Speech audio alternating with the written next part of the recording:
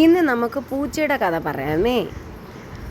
ഇവൻ ഒറ്റ പ്രസവത്തിൽ 5 കുഞ്ഞുങ്ങളുണ്ടായിരുന്നു ഒരു തള്ളയ്ക്ക്. അവന് വാർപ്പിൻ്റെ മുകളിലാണ് പ്രസവിച്ച് വെച്ചത്. കണ്ണൊക്കെ തുറന്ന് ഇച്ചിരിയൊക്കെ വലുതാവാൻ തുടങ്ങിയപ്പോൾ നമുക്ക് തോന്നി, നമുക്ക് കാണാൻ പറ്റത്തില്ല, എന്നാലും ഇവരിങ്ങനെ അങ്ങോട്ടും ഇങ്ങോട്ടൊക്കെ ഓടിക്കളിക്കുന്ന കണ്ടപ്പോൾ നമുക്ക് തോന്നി 5 പേർക്ക് പാല് കൊടുക്കാനൊന്നും ഈ തള്ളപ്പൂച്ചയ്ക്ക് പറ്റില്ലത്തില്ല എന്ന്. അങ്ങനെ നമ്മളതിനെ താഴെ ഇറക്കി വെച്ചപ്പോഴോ ഈ തള്ളപ്പൂച്ച എന്ത് ചെയ്യും, പാവം കൊച്ചുങ്ങളെ പൊക്കിയെടുത്ത് മേളിൽ കൊണ്ടുവയ്ക്കും. അതിന് പാല് കൊടുത്ത് അതിന് വയറ് നിറയുമോ? അങ്ങനെ നോക്കുമ്പോൾ കാണാം 3 എണ്ണവും ചത്തുപോയി. കുറച്ച് വലിയ പൂച്ചകളാണ്. ഫുഡ് കിട്ടാത്തതുകൊണ്ട് അവരിങ്ങനെ മെലിഞ്ഞ് മോശമായൊക്കെ പോയതാണ്. അതിൽ 2 പൂച്ചക്കുഞ്ഞുങ്ങളാണ് ബാക്കിയുള്ള. അതിൻ്റെ കഥയാണേ ഇത്.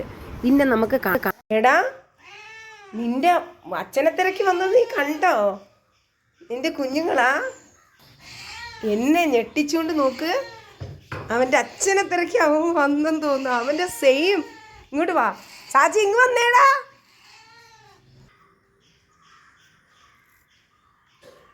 തള്ള അവിടെ ഫുഡ് കിടക്കുന്ന കണ്ടിട്ട് വിളിക്കുന്നു കേട്ടോ.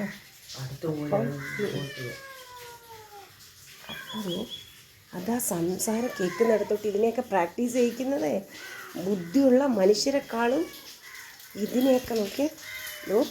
എൻ്റെ തള്ള പൂച്ചയുടെ കരച്ചിൽ കേൾക്കുന്നിടത്തോട്ട് അവൻ പോകുന്നുണ്ട്.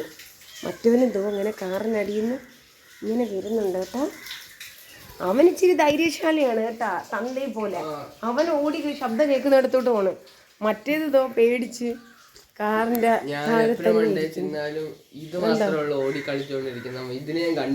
അവന് പേടിയാവുന്ന കേട്ടാ. പൊന്നെ ചെല്ല്, പൊന്നെ ഇതോ തള്ള വിളിക്കുന്നിടത്തോട്ട് ചെല്ല്. എനിക്ക് ഫുഡ് അവിടെ ഇട്ടിട്ടുണ്ട്, ചെല്ല്. നിങ്ങൾ ചെല്ല് ഓടി ചെല്ല്. എൻ്റെ അടുത്ത് കരയണ്ട.